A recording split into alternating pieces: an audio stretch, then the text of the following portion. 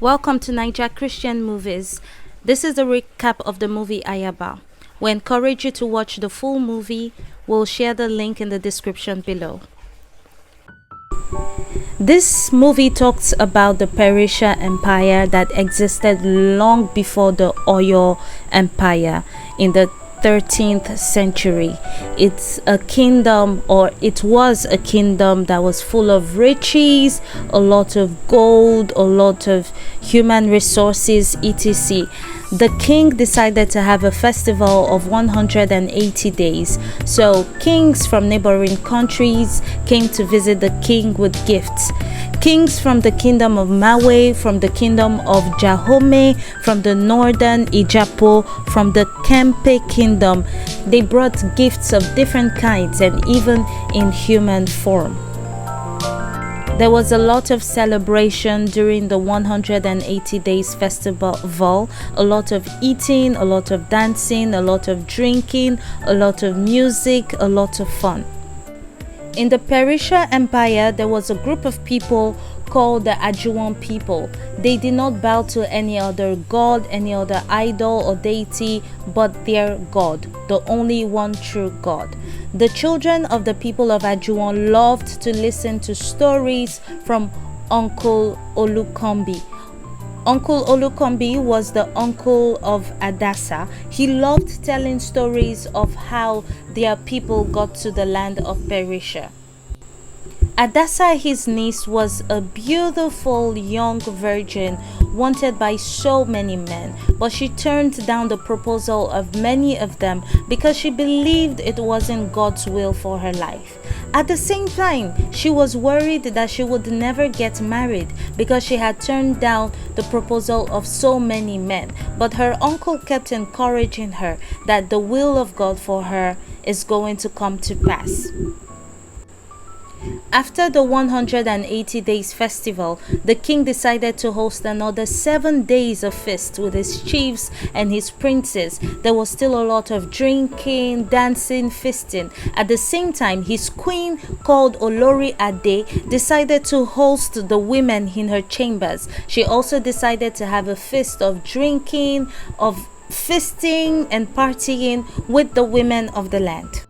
While this was happening, the king had become so drunk that he decided to show off his wife. He then called for her, but she refused and said that she would not come and show herself shamefully before the chiefs. The king was angry. The king was shocked and vexed. His chiefs advised him to teach the queen a lesson by dethroning her. And that he did. He dethroned her, and she was taken out of the palace. Now the king consulted the gods to know how he could get a new queen. The Ifa told them the simple instruction. It was to get all the beautiful young virgins in the land, and the king was going to choose one of them. So the message went out that all the young, beautiful virgins of the land should come to the palace so the king could choose a queen. Adasa's uncle asked her to go to the palace.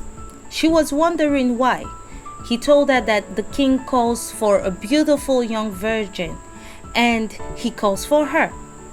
But he warned her not to say that she was part of the people of Ajuwan. Before they could enter the palace, all the virgins were asked to drink from a calabash to confirm if they were truly virgins. If they were not virgins and they drank from the calabash, they would die instantly. So some of them decided not to drink and left. But some of them drank, and 3 of them that were not virgins and drank from the calabash died instantly. The rest of them entered the palace.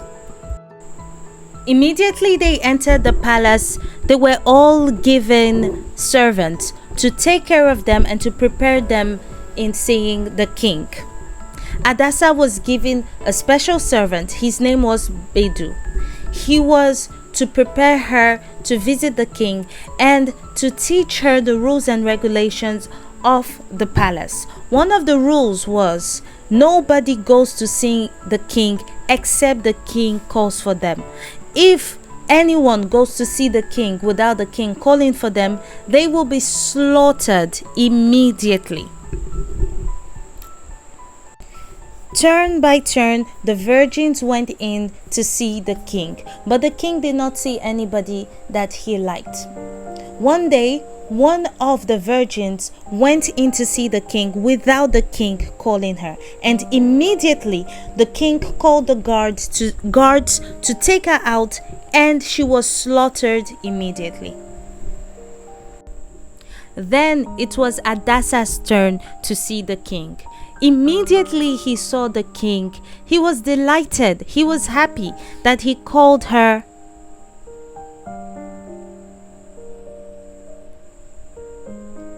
Morawola. Her name was taken from the goddess of the stars, who described beauty and love. He was so happy. He was so happy that immediately he made her queen. After he made her queen, her uncle saw two people discussing how they would kill the Kabiesi, how they would kill the king. Immediately he informed Adassa, and Adassa informed the king, and the king caught them, and they were slaughtered immediately. The next day, the king chose a special advisor. His name was Ajifasoro, the special advisor and second to command to all Persia kingdom. Ajifasoro was working closely to the king, but he hated the Ajuwan people. He hated Olakambi because when everybody bowed to him, he, Oluwakambi, would not bow to him. Ajifasoro then decided that he was going to kill all the Ajuwan people, even the children. So he went to the king and told the king that there were a people in the land of Persia that were a threat to his kingdom. So the king agreed that they should be killed at the eve of Ogun festival.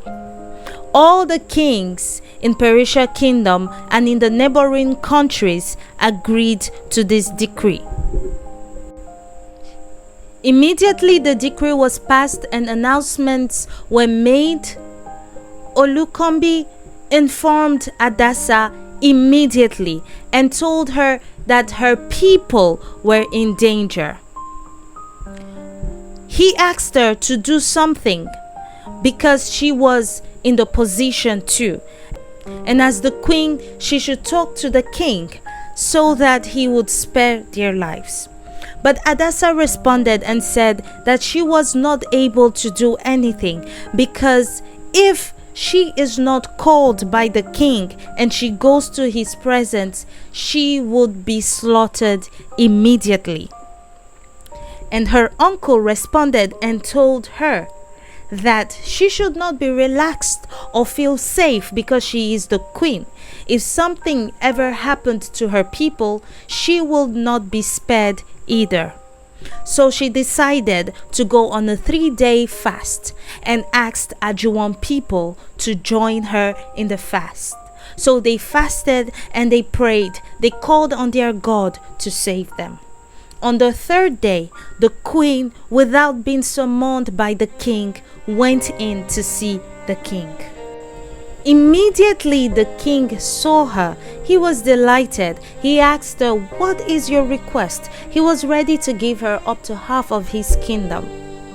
She said that if it pleases him, he should permit her to host him and Ajifasoro, who was his personal advisor, to a feast where they would come and dine with her.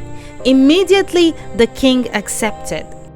So him, the queen, and Ajifasoro came together to dine and feast with the queen. While the king was eating, he asked the queen again, what is it that she wants? He was ready to give her up to half of his kingdom. But the queen did not make her request known immediately.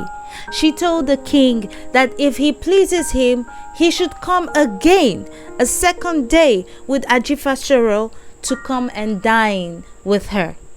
And the king accepted. On the second day, he asked her what was her request. And then she told him that her people are in danger. Her life is in danger. But the king was surprised because he hadn't done anything, or he thought that he hadn't done anything to her people and to her. But she insisted that someone wanted to kill her people and her. That is the people of Ajuwan. And the person was his special advisor, Ajifashero. Immediately, the king got angry and stood up. Then Ajifashero went to kneel before the queen. He begged her to forgive him. He begged her to talk to the king so the king could forgive him, because he did not want to die. While he was begging her, the king walked in angrily and called the guards to come pick Ajifashero up. And they picked him up and went to hang him. And Ajifashero died. So the lives of the Ajuwan people were spared, and they were given the right to defend themselves if anybody attacked them at the eve of the Ogun festival.